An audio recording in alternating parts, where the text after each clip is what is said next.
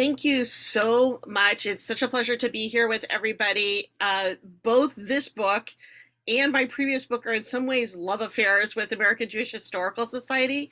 So it's particularly exciting for me to be able to speak to you on behalf of the Historical Association. I am going to put up at the end a discount code for the book if you're interested. So hang on and look for it in the chat.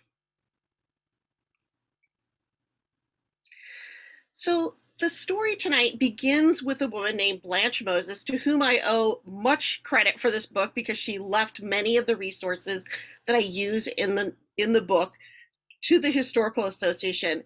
And back in the 1940s, she had left portion of those materials to the fledgling Historical Association, including some of her family's collection of daguerreotypes that you'll see on the cover of the book. And those included members of her family who had been Civil War heroes, as well as her mother, who has this lovely sort of Princess Leia Victorian hairstyle going on. In addition, she left information and resources related to her two very famous grandfathers. One was Isaac Moses, who had helped fund the Revolutionary War, and the other was Gershom Mendes Seixas, who had been the beloved leader of both Congregation Shearith Israel and Mikveh Israel in Philadelphia.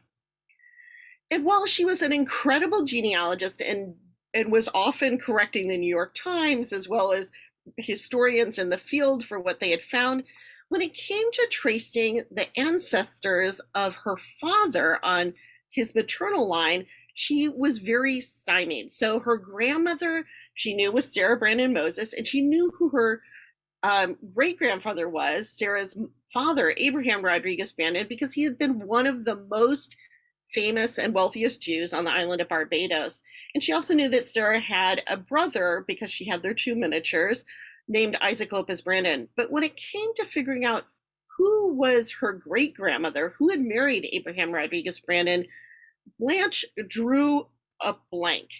And it turns out she wasn't alone. The most famous Jewish genealogist of the era, Malcolm Stern, also could not figure out what was going on, that they had these inklings that somehow this woman, Sarah Esther, had lived in the Lopez household in Barbados, but they couldn't figure out why. They couldn't find any marriage records or any of the normal documents that were available for the family.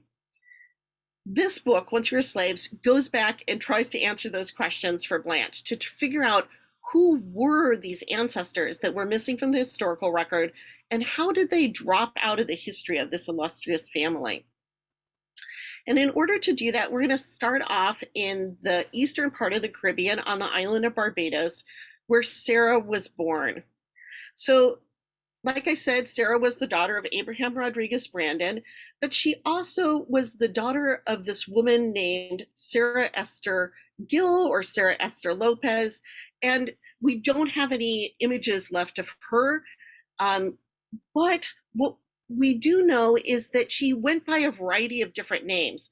Sometimes she went by the name Sarah Esther Gill, sometimes Sarah Esther Lopez, sometimes by Mrs. Brandon. But this variety of names was due to the fact that although she had grown up in the Lopez household, she wasn't the daughter of the people who owned the house.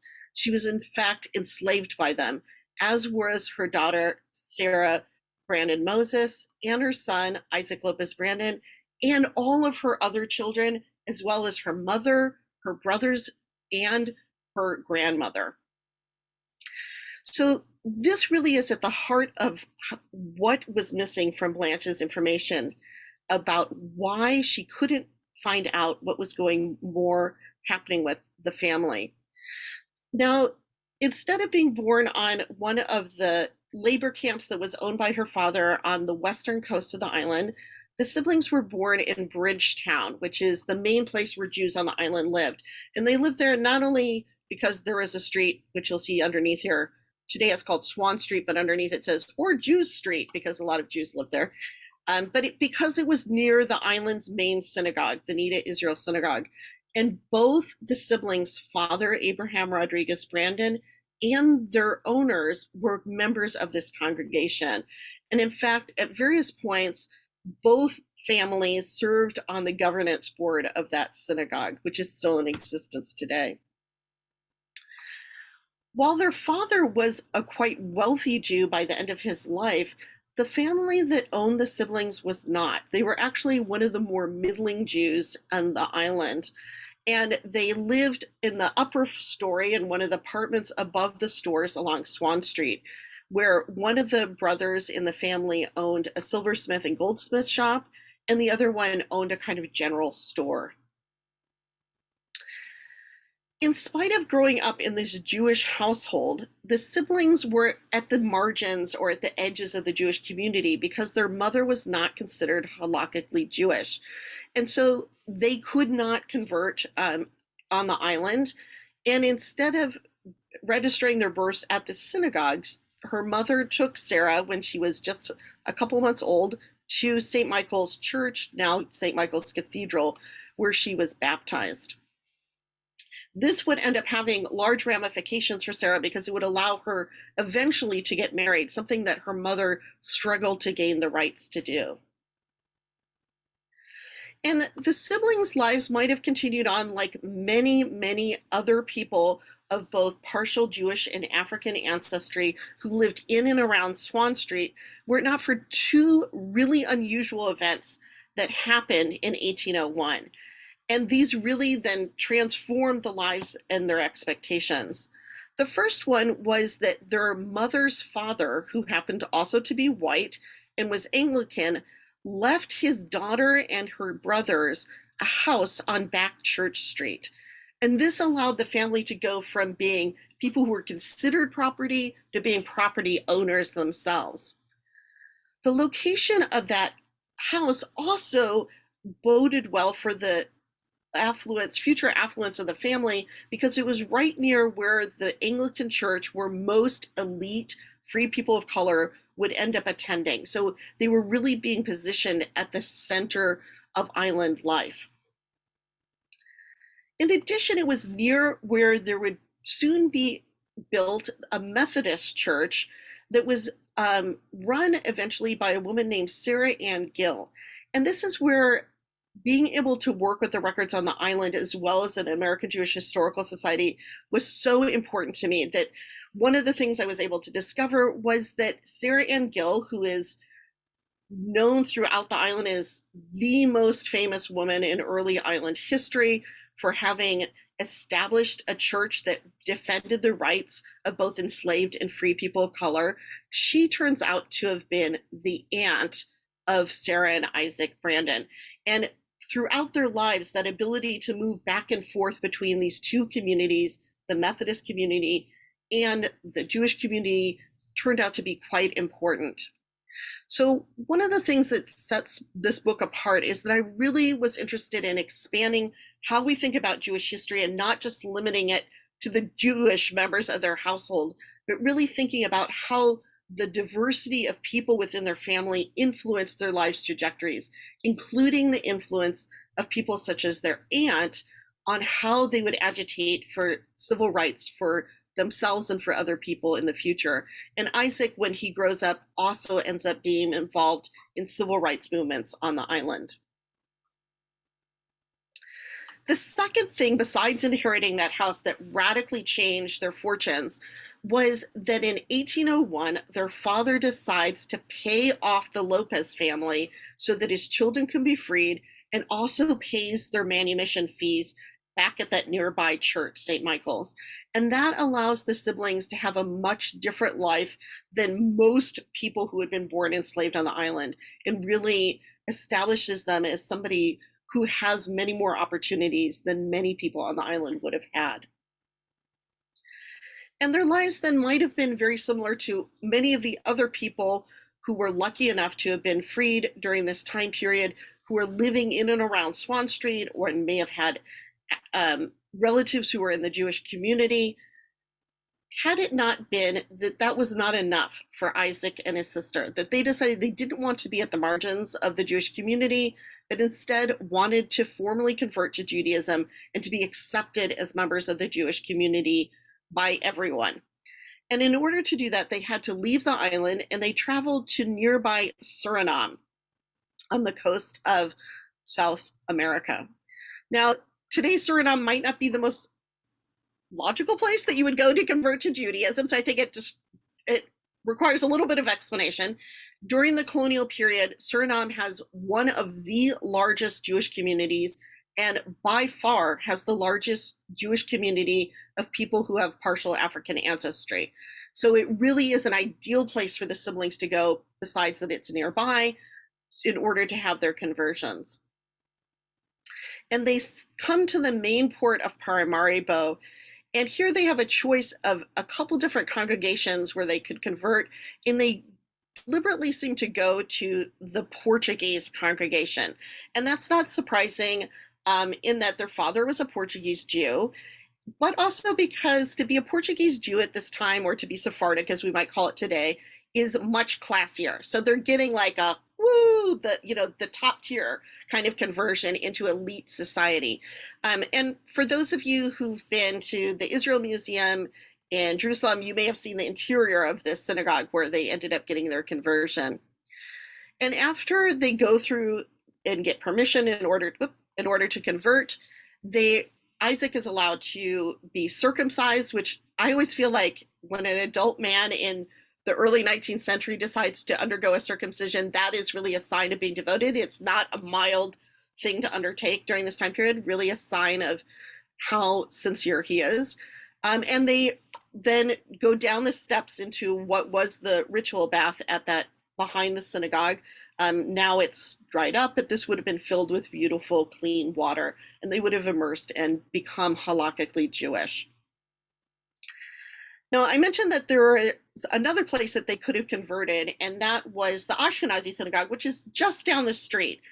But Ashkenazi Jews are considered not really as good as the Sephardic Jews. And in fact, during this time period in Suriname, if a Portuguese Jew decided to slum it and marry an Ashkenazi Jew, they would have been demoted so that they were a second-class Jew, and they would have been buried in the swampy part of the cemetery, and they wouldn't be able to be called up to the Torah. They basically would have been second class. That said, the siblings absolutely could have converted at the second class Ashkenazi synagogue if they had wanted to, because that congregation also had a large number of people with African ancestry who were part of the congregation. But one of the things that was consistent across these two congregations is that they both made people who were considered people of color to be second-class Jews. And we see that they actually adapt Judaism here in order to keep track of who is defined as being a Jew of color during this time period in this place. And here it's worth noting that while Barbados has this sort of something similar to one-drop rule in terms of race is considered or constructed very differently in Suriname. So if you had 7 of your 8 great-grandparents were white, if your parents were married, you would be considered white. If your parents were not married, you would be considered a person of color. And so we know that the siblings' parents didn't marry because they were recorded as people of color on the census at the time. But also that they did adapt things like their marriage contracts in order to indicate somebody was emancipated Jew, that they were somebody who had once had enslaved ancestors, in order to keep track of this kind of second-class status that they were placing on people. And eventually, the people with African and Jewish ancestry got tired of this sort of second-class treatment and formed their own congregation, or Siva, a brotherhood that they established in a building nearby on Siva Plain today, or located on Siva Plain today. The building has since been destroyed, but this was a place where people with African and Jewish ancestry could be full-fledged Jews in the eyes of the congregation. They would be called up to the Torah. They could learn the way they wanted to. They could receive honors. Unfortunately, this did not sit well with the other two congregations, and they argued to the Dutch colony to have Dar Yesharim on Siva Plain disbanded. We see a big fight back for civil rights by the members of this congregation, something I talk about in the chapter on Suriname. And by the time the siblings arrive, this congregation has been disbanded, and all the people in it have been forced to rejoin the other two congregations. So we have this interesting case of both people being included but also excluded, and that may help us understand why the siblings decide to leave Suriname. And Isaac ends up going back to Barbados, but his sister travels on with the help of her father to London, where there is a home congregation, Bevis Marks, but she also settles south of the city where there's an elite Sephardic boarding school that she's sent to. And this is really part of her training of what it means to be an elite member of Jewish society during this time period. As part of that reconfiguration and refashioning of herself, she has this beautiful ivory miniature made. And one of the things that I'm interested in the book is how the very nature of the miniature is used in order to help refashion herself. And how different the way that it's painted compares to other portraits by women of multiracial heritage from this same time period. So pretty soon after starting the school, Sarah's portrait meets another portrait, which is that of Joshua Moses, who's not quite as young a man, but also from a very important family in the Jewish Atlantic world. His family is from New York, and he's in London on business in the fashion industry. And his father, Isaac Moses, is probably the leading Jewish merchant in what's now the United States. So he really also comes from this family that is trying to make connections across the Atlantic world for trading partners. That said, remember that at Bevis Marks, he's the lesser of the two of the couple. She brings this phenomenal dowry of 10,000 pounds, but also he's a lowly Ashkenazi Jew. And so you really see that he's marrying up and being given all these incredible opportunities by marrying into her family and by marrying her. And initially they settle very close to the synagogue, but within a year, they've decided to return to New York, where they settle on the lower end of Manhattan. And here, just for reference, is where the synagogue was. This is where his parents live. This is where where Joshua and Sarah live. And then very soon after they settle there, Sarah's brother, Isaac Lopez Brandon, comes up from Barbados, becomes business partners with his brother-in-law, Joshua, and settles in a house nearby. So before the age of 30, when she passes away, Sarah has 10 children. She has 2 sets of twins, and 9 of those children live to be adults.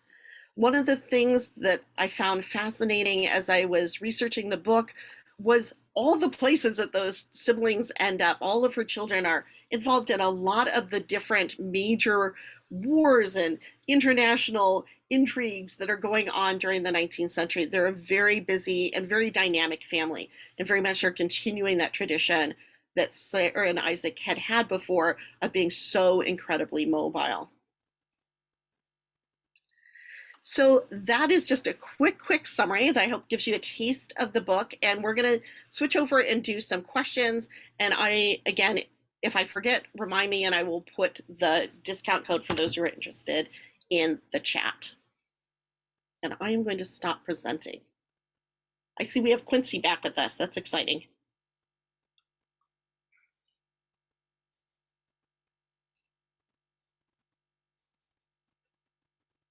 Oh. Samira, it looks like you need to unmute. There we go. I apologize. I was briefly frozen there for a moment. So just a couple of, thank you, Laura, for that phenomenal presentation, and thank you and the American Jewish Historical Society for inviting me to join you tonight. Just a couple of notes about procedure. So for everyone watching, I'm going to ask Laura a collection of questions that I've prepared in advance. I'm going to be monitoring the chat. So after I've asked a few questions, I will be turning to your questions as well.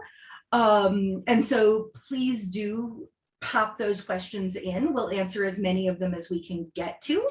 I do apologize if you find the cat distracting. I unfortunately live in a studio apartment, so here we are. And I wanted to offer one correction. I am not the head of the program in Jewish Studies at CU Boulder. I am their head, their associate director for undergraduate studies. So just out of respect for our director, I wanted to offer that clarification.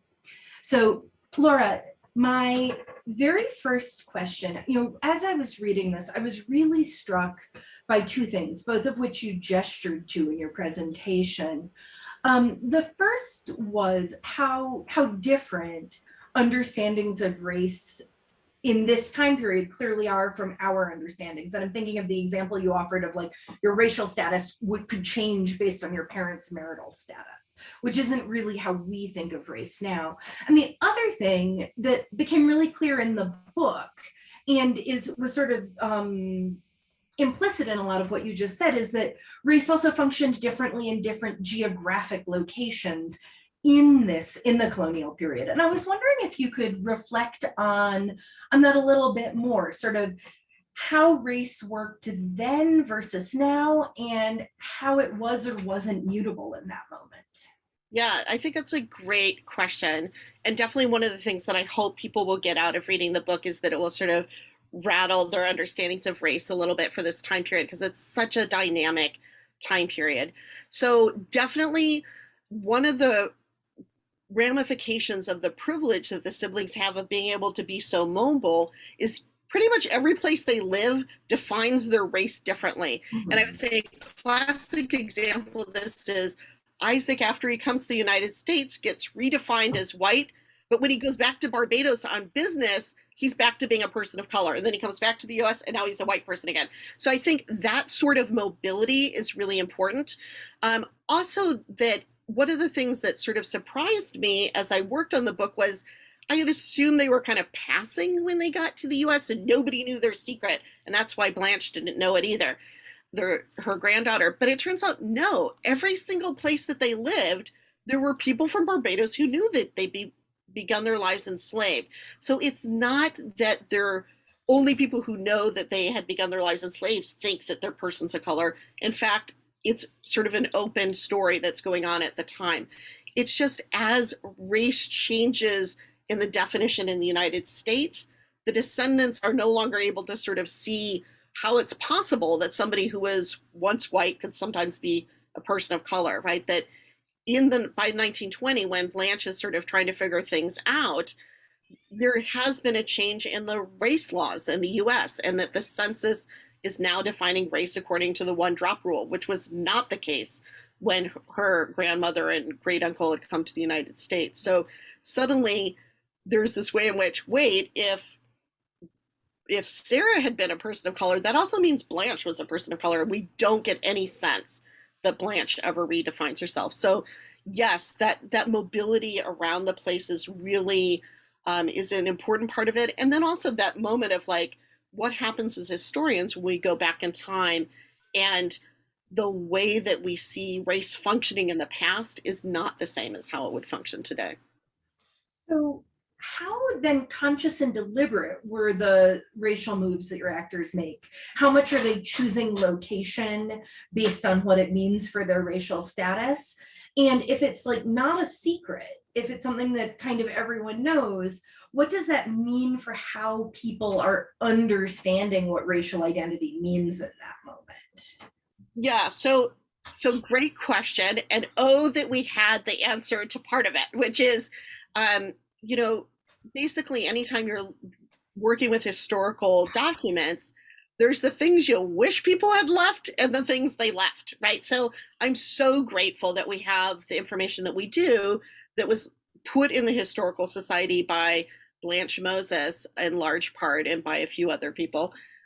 But we do not have any records of Sarah saying like, and then strange thing, the census taker came by and now I'm considered white. How weird, right? You don't have that. And you don't have something similar for her brother either, who left more written records. So the kinds of things that you'd like them to reflect or write a letter to somebody, we don't have that kind of information. And so it makes it very difficult to know, like, well, did you decide to come to New York because race was being thought of differently? Or was it just because your relatives were there, right? So Sarah's story would have been very different had she migrated to New Orleans instead of New York during this time period. But presumably she didn't go because of the race thing. She went because of family members for her husband. So I feel like we're a little bit at the mercy of what people leave. What was the second part of your question? Because I haven't answered that.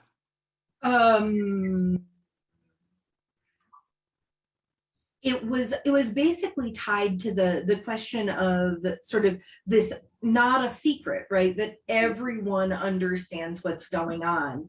And so I'm fascinated by the idea that they weren't passing. And I'm wondering if you can give sort of any more sense, like what that means about how race is constructed in that moment. What does it mean to people? Yeah. So I think one thing that became very clear, the discussions that come up where they're forced to talk about race often happen in the synagogue records. So I would say the Barbados synagogue records are a great example of this. Had Isaac and his father not been agitating for Jewish civil rights, we might never have known the backstory about Isaac, because that's where it comes out that he is requesting civil rights for Jews, and some of the people who don't want the Jews to get civil rights say, but what about Isaac Lopez Brandon? He was born enslaved and his mother was a slave. What's going to happen with him? A man of color is going to be able to vote suddenly. So it's that moment that the Jewish community sort of is called on to think about race openly for us. And that I find really helpful. And what they say is, he's a Jew and we think of him as a Jew. And we do not consider him any different from anybody else in this congregation. And the Anglicans say, okay, but if you want to vote, you need to start thinking about him differently. And they think about it and they fight and they fight and they fight. And then they vote to demote him so that he can't be a voting member in Barbados. And presumably that is why he gets fed up and comes to Philadelphia, New York. But that is one of those moments where you see this tension between their initial response is correct according to Jewish law, right? A Jew is a Jew is a Jew. And then local politics force them to rethink that, and pressures put on them, not if you want to vote, right? So that you're going to have to make decisions based on the local definition of race, not a Jewish understanding of who is Jewish. So I am really interested. You talked several times in your answer about the sources that you had, and where they're rich and where you wish they said things that they don't. And one of the things that I was just blown away. So I am a contemporary post-World War II historian, where we have this our problem is maybe too many sources. And so when I read colonial history, I'm always fascinated by how it is that you find your source space. And so I'm wondering, what kinds of sources did you use? What breadcrumbs did you follow? Yeah. So, I think there is a way in which, since I began my career in Native American studies, again in the colonial period, even for this family, there's so many more resources than the kind of histories that I worked on early in my career. I was like, yeah, and they were well preserved, right? So there's that part of it. If you're used to having nothing as really, really very little as resources, this seems like a lot. That said, it was one of the big challenges of this book. And I would say the Suriname chapter was an example of that it was very frustrating that they left very few records of their time in Suriname. And so that I had to be creative of thinking about, well, who are the other Jews of color who are living in Suriname during this time period? What can we find out about them, even from sources that maybe seem very dry? So the census, the 1811 census, ended up being phenomenally important for me because it allowed me to see who was signing things with their own name, what people's jobs were, who was in their household, how they considered people, when they considered people kin, when they didn't, all sorts of things that seemed like you might not find in a US census, but were available for Suriname. And definitely that then became a strategy. But that was one of the chapters that I had to write and rewrite and rewrite and rewrite, because I really was struggling to figure out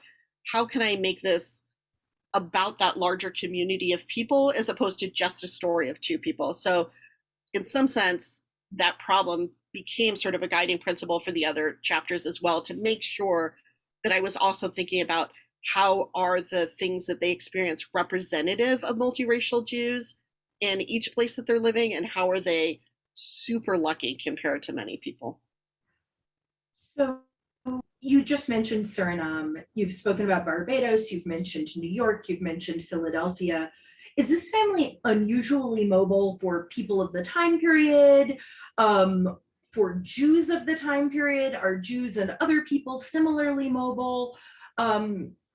Again, even in sort of 20th century history, we think about like immigration, right? Like people come to the United States from Europe. And I know that actually a lot of people also went back. And so I'm curious. I was just, again, struck by the mobility here. Yeah, that was something when I switched from working on Native American communities to Jewish communities in the colonies over 20 years ago, was really shocking to me that Jews were so mobile, and that was not something that I experienced with the Native American communities in New England that I had been working on, that people might go to the mainland from Martha's Vineyard to work in a household, but then they would come back. But that was very short distances compared to these were enormous distances.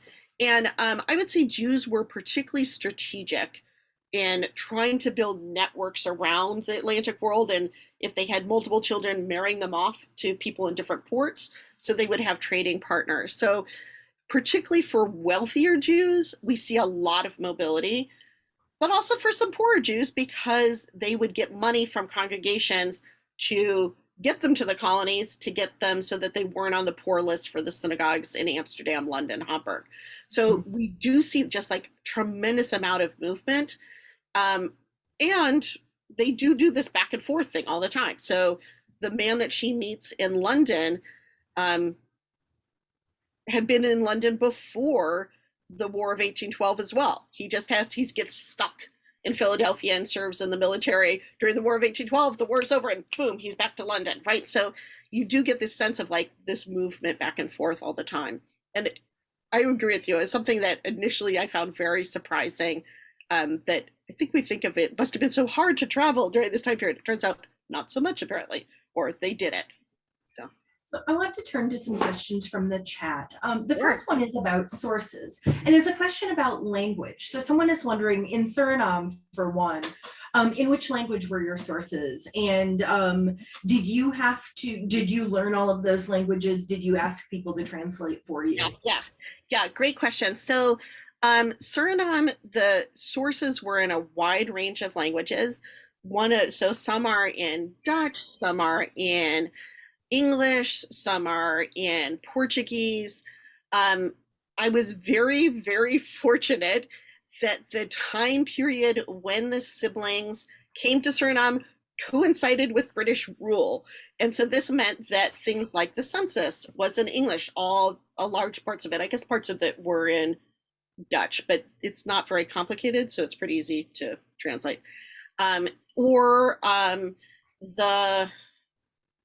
Similarly, there was this lovely period surrounding when they were there, when the newspapers, certain of the newspapers were printed bilingually. So you'd have one column in Dutch and the same thing in English. So that was really fantastic, because my Dutch is not as good as my English. So I was really grateful that, like, by coincidence, I say, though, I would say this was a period where you see people going back and forth between the British West Indies, as we think of them, and the places the British have taken over that were the Dutch West Indies, because of who's in charge of it. So it's not completely coincidental, but it was very fortunate. I definitely, bless her heart, Aviva Ben-Ur, who works on Suriname, was going through the Portuguese records, and she found Isaac's conversion information for me, and she translated it, which was very, very kind of her. So definitely there are moments where I'm like super grateful to other people who were able to find things as well. And gosh, very fortunate to have other people working in the field, is what I would say. Yeah, it's a good question, but that sort of gets at the complexity of a lot of the colonial places, that the languages the Jews are using are not always the languages of government. So this is another question about sort of process. Someone in the chat asks, would you talk a little bit about the book structure, your writing style, and how, oh dear, it just scrolled. Will you talk a little bit about the book structure, your writing style, how you approach storytelling in nonfiction history? Yeah, so that's a great question. So the book is structured so that each chapter is based on a place that they're living. So whenever they move to a new place, there's a new chapter. And at certain points, as you sort of noticed when I talked about, like, Isaac goes back to Barbados, and I didn't talk about that in this presentation, but there's chapters about what's going on in Barbados, and then there's chapters about what's his sister doing at the meantime. So they kind of flip back and forth between which of the siblings I'm talking about until they come back together, and then she passes away, and it continues on with him and with her children. So very much geographically, as well as, going through time. One of the things that was definitely different about this book than The Art of the Jewish Family, where I had one woman, one object, and each one was really trying to think about the narrative driving the way I was writing it. And I definitely was trying to think about who are the other people in their lives at various points. So they're in a different location, and none of us is an actor in our lives solo ever, as much as we might think we are, right? Like, we've got Quincy, or we've got, or whatever I have, we've got people who are supporting us. So I really was trying to think about, in some sense, the minor characters who are sort of behind the scenes, interacting with them, supporting them, or in cases like they're enslavers, being antagonistic to their attempts to go forward and prosper in the different places they live. And so for example, when Isaac comes to Philadelphia, the grandchildren of his enslavers are living there at the time. So I think it's really important that there's constantly these forces and other people involved in their lives.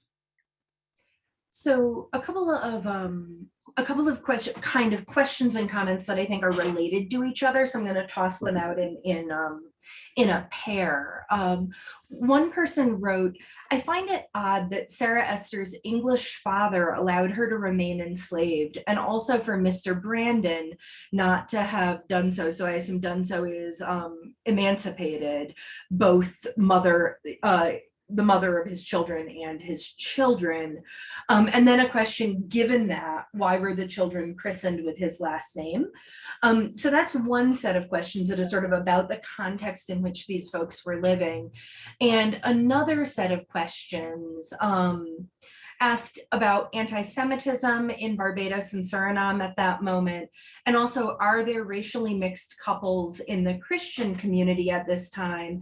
How were those blended families treated in Jewish communities versus how they were treated in Christian communities?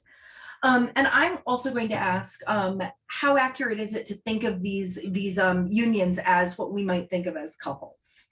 Right? What was sort of the nature of that set of relationships? So that last one is me sort of tagging something up. Okay.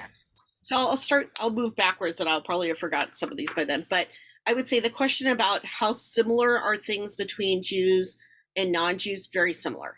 So I would say, like, very similar dynamics in terms of people being reluctant to marry their partners of color, and there being either it being stigmatized or people suffering discrimination if they do. So I feel like there's a lot of cultural things in play that are impacting both Jewish and non-Jewish families. The couples thing is, I think, super sort of one of the big things that made it very difficult to talk about this is that we don't know to what extent Sarah and Isaac's mother had any agency whatsoever in her relationship with their father. So, and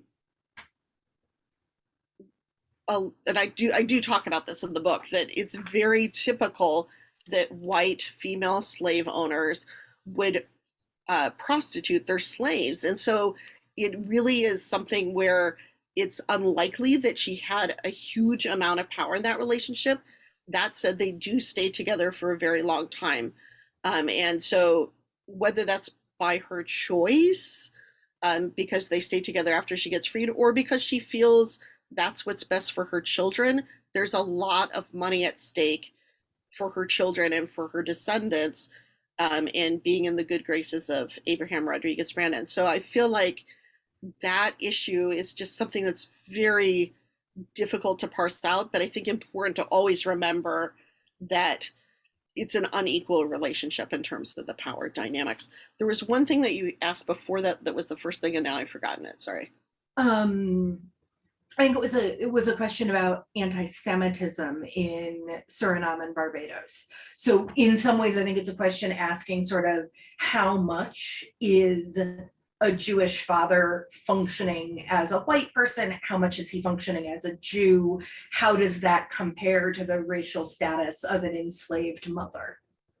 Oh gosh, so like very in the sense of like free and Jewish versus enslaved person, like a big divide there in terms of power dynamics. But for it varies by places in the Caribbean to what extent Jews are experiencing anti-Semitism and to what extent they're being, in some sense, racialized in the Caribbean. But I think it is important to realize that Jews don't have full civil rights until both Sarah and Isaac are adults in the Caribbean, in either Barbados or Suriname. But not having the ability to vote or hold office is very different than being enslaved or some of the other discrimination that was waged against people with African ancestry. So I feel like, yes, there was discrimination against Jews, and we know early on one of the synagogues that wasn't in Bridgetown was destroyed in some sort of Anglican riot in Speightstown. But there's just in general, I would say a divide between those two, that it's not, both Jews and free men of color achieve civil rights at the same time, but I would not want to suggest that somehow they're being treated equally poorly within the society. A couple of other questions, one of which is a piece of that large conglomeration that I just threw at you, which was sort of a question about why it was that Brandon the father, would not have freed either the mother of his children or his children, or sort of what the dynamics and economics of that would be. And then somebody also asked, would a marriage have been legal between Sarah Esther and...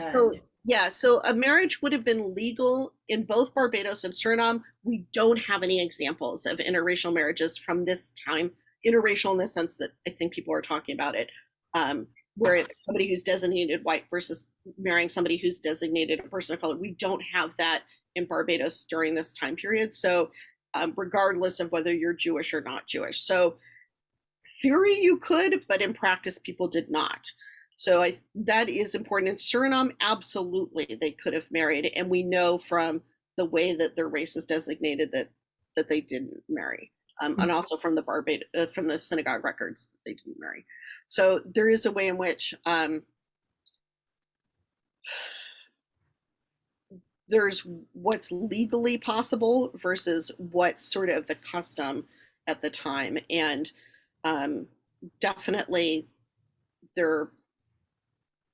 the opportunities are not really there in terms of getting married, which explains some of the reason why maybe it was worth going to Suriname to convert as well. So. And in terms of sort of the enslavement of the children or of their mother, so it's been expected of someone like Brandon at that time. Yeah, absolutely. So I would say it is the norm that white men who had children with women of color would not bother to pay to have them be freed. And I'm not suggesting that's a good thing. I think it's just like how things worked on the ground, that men did not see it as one of their priorities. And so it was much, I would say, for the Anglican grandfather who leaves them the house and leaves them things in his will, that already is like mind-blowingly generous. The fact that he doesn't also free his children is really normal. So both within Jewish and non-Jewish communities during this time period. So he, just to give an example, he doesn't even purchase them from their owners, and I would say that also is typical. He does purchase Jemima, Sarah and Isaac's grandmother, just before his death from Hannah Esther Lopez, who was the person who had enslaved her, and he leaves her the exact amount of money that could be needed to be freed in his will, and asks that she be treated well and that she be able to use his bed and whatnot. But he doesn't free her, right? Like he sort of leaves it up to her. Would you like to spend the 50 pounds to free yourself, or would you like to have 50 pounds? But he does sort of make sure that she is supposed to, sort of in this non-legal way, have some freedom of her time. And he did bother to make sure that she wasn't still enslaved by somebody else. But I would agree with you that it seems like he had so much money, he could have spent given another 50 pounds to freeing her if that had been his priority, and is clearly not. So I don't know who asked that question, but it definitely is, I think, gives you an insight into the mindset, right? Like that people see people as kin and yet don't treat them necessarily the way we would want to treat our families today. Quincy objects to that idea. Quincy. So I'm going to turn back to some questions that I have for you, and I have three. One of which is a total surprise because I thought of it while you were talking. And so the first is, what do you wish you had been able to include in this book that you didn't get the opportunity to fold in? So I don't know if I don't know that it actually belongs in this book, but one of the things that I've continued to look at are some more records related to Sarah's children. And I've been really interested in her son who served in the Civil War. And I feel like that would have been, I talk a little bit about it. He has a sequence of really lovely love letters to his sister-in-law that I do talk about in the book. So he's a charmer, but there's a whole bunch of other letters that he wrote too. And I feel like he could have a whole book just by himself, but I don't feel like it belonged in this book, but I continue to obsess over him. So maybe he'll get his own book someday or something like that. So that actually dovetails with a question that was in the chat, which is how this family engaged with racial politics in the 19th century and whether their own sense of their racial identity played in to their choices. Yeah, so he's a great example of that because he is the first person we know of who attended Columbia, what's now Columbia Medical School, who's had a parent who was enslaved. And had that been known to the people letting him in, he most likely would not have gotten in because there's a big controversy slightly after him with another person who got admitted in and gets kicked out.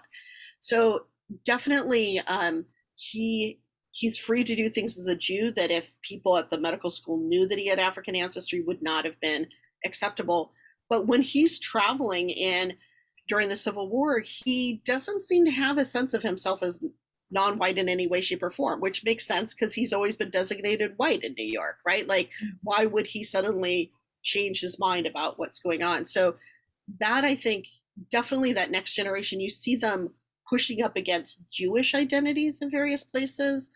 One of the sons, when he's in Canton in China, is definitely discriminated against for being a Jew, and is on the receiving end of a lot of anti-Semitism. But you see them sort of navigating different things. Another one also like hangs out with a guy who's like clearly anti-abolition and you're like, why are you hanging out with that guy? And so it's not clear whether he's just tolerating him, or whether he actually, one presumes since he fights in the war and to trying to end slavery, and he seems upset about slavery, he doesn't agree with him, but he also doesn't feel strongly enough not to associate with him either. So because you mentioned anti-Semitism, I'm going to pull yet another question from the chat, which is a question about why these siblings chose Judaism, given that they had Christian baptism. Were they setting themselves up potentially to be both people of color and Jews, which might go less well? Would Christianity have given them more opportunity? I think it's a really interesting question, because clearly within their own family, a lot of members of the family stop being Anglican but become Methodist, which is not a classy religion in Barbados at the time. It's something that the Anglicans are definitely like, the slumming it, Methodists who are messing everything up. The Methodists are much more progressive than the Anglicans are during this time period. Maybe still today, I don't know, because I don't work on today. So if somebody else can figure that out. But during this time period, the Methodists are so much more progressive on the island, particularly the congregation led by their aunt. So it is really interesting that they decide to become Jews, and I assume that's because of their father and feelings of kinship, right? That the aunt is not is married to one of their mother's brothers, and she doesn't bring with her any Jewish ancestry that we know of. So like maybe that's why Methodism is more interesting to her. But I do think it is interesting that the synagogue records, both for Barbados and Suriname, say that Isaac converted because he wanted to be a Jew. Like it was a spiritual thing, right? Like even in the past, I don't want to make everything very utilitarian if it's like to get ahead or whatever. He seems to have spiritually wanted to be part of the Jewish people. And he remains so throughout his life, even when he suffers as a consequence of it. So that he definitely is not always treated well by either Anglicans or by certain members of the Jewish community. So it's something that means something to him. So this is both one of my remaining two questions and a question from the chat. What next? Yeah, so maybe the thing about the son who's the Civil War hero who writes the love letters, et cetera, and my interest in him. I've been really interested in him lately about quilts. So I'm working right now on a project that's on Jews and textiles during the 19th century. And so I'm really interested in how different types of fabrics get used by Jews in order to deal with questions of race, but also like on the ground, like how are people using them? So he, for example, one of the chapters deals with, he requests while he's off in the Civil War freezing at one particular place, he writes home to the wife of the Hazan of Sherith Israel, asking if the Ladies Sewing Society will make them some quilts. So I'm really interested in like how fabrics are moving across Jewish communities and how people are using them to sort of stitch together the Jewish people and to create different Jewish identities. So that's the new book. And if you'll forgive me, I'm going to ask you a final presentist question. Sure. You end the book by talking about how you hope that a history like this will affect what it's like to be a Jew of color in the United States today, or perhaps in the Jewish world today. And I'm wondering if you could reflect a little bit on how you think it is that a colonial history of race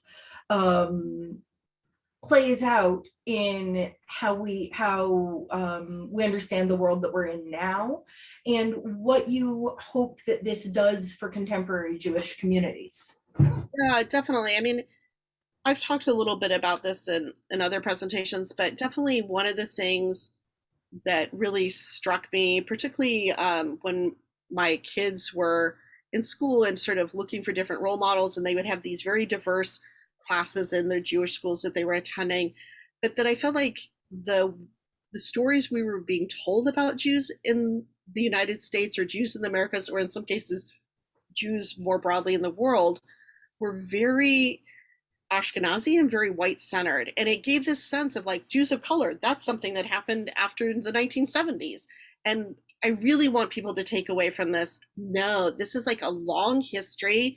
It's part of the dynamic. In fact, in colonial Suriname, there were more Jews who were Jews of color maybe than even in the US today, right? So in terms of depending on how you define things. So I really feel like thinking about the histories of Jews as not being always about white Jews or always about Ashkenazi Jews, but really thinking about that as a long standing tradition can help with the ways that we think about creating more inclusive spaces, right? It's not unusual that there are Jews of color in the United States today. That's part of the story of American Judaism.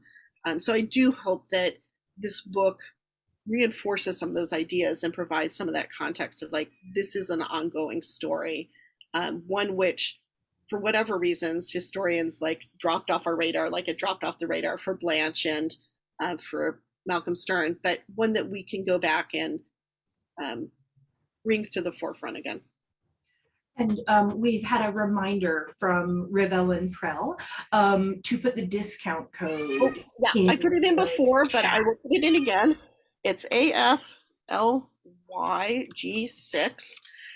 So I put it in the chat, and it's for 30% off if you go to Oxford University Press's website. So buy the book and then you type in that code and you will get 30% off of the purchase from Oxford University Press. It's coming out on the 16th. So if you go there now, pre-order, it will, I think they ship it to you quicker if you pre-order. So there's the excitement of that.